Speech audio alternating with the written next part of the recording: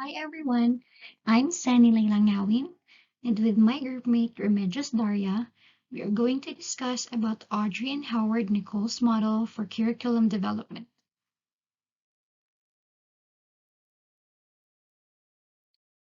This topic has three objectives: to analyze, to examine, and to evaluate. Let's see if the Nichols cyclical model is appropriate in the Philippine setting.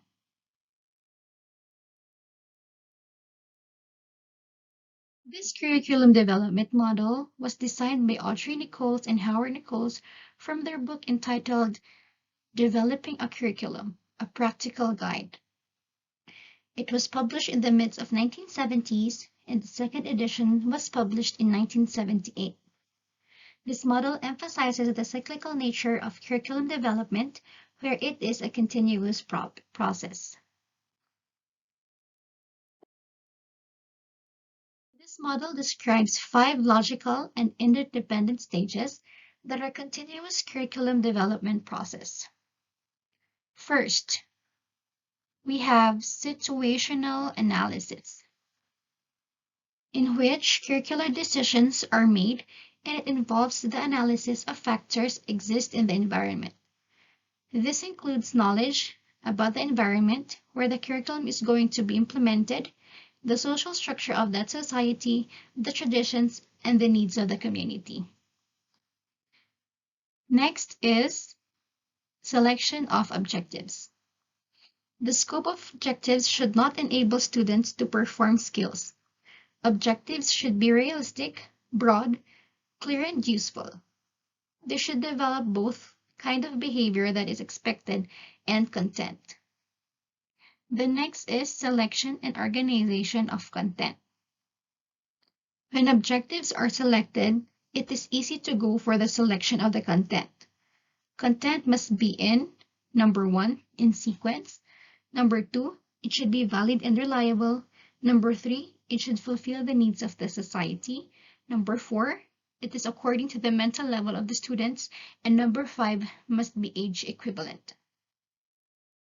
The next one is selection of organization of methods.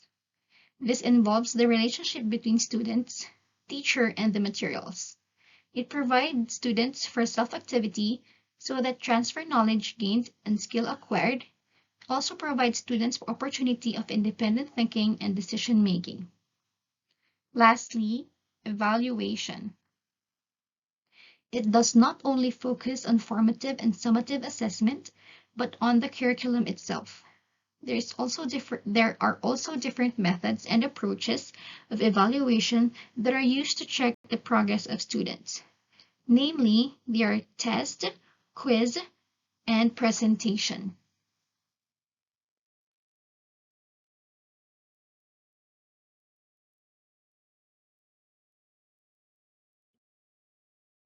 These are the five logical and interdependent stages that are continuous curriculum development process.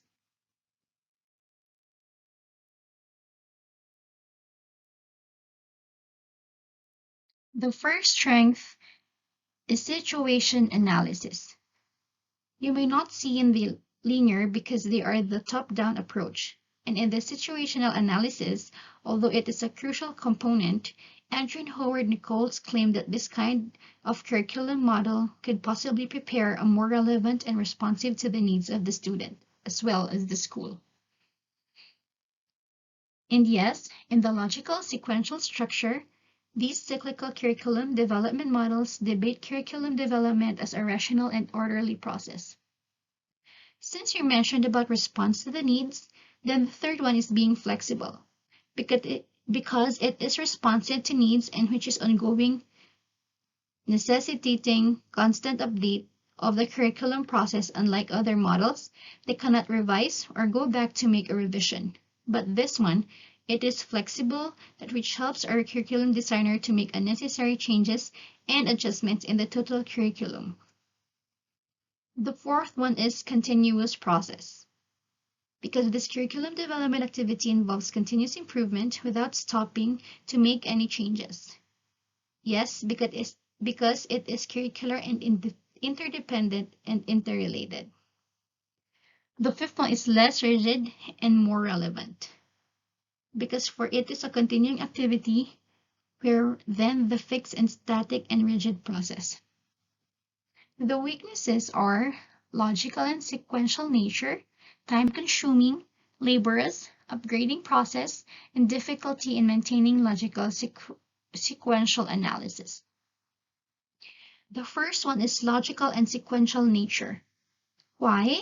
Because as I have said that this cyclical curriculum development is rational and orderly process. It means that you have to maintain the standard of this one, especially since this is the situational analysis part.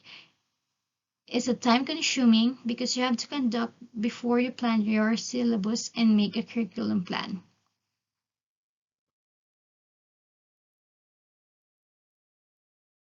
So, is this model applicable in the Philippine setting?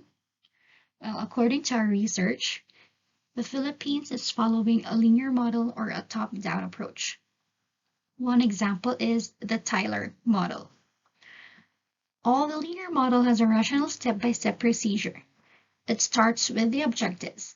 However, in this model, the NICHOLLS curriculum development model, the starting point is the situational analysis before you make or create a plan for your syllabus and curriculum plans.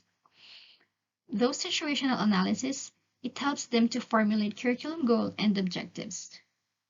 Another thing is many curricular decisions are made in the national level, which the goals and contents are set by the state.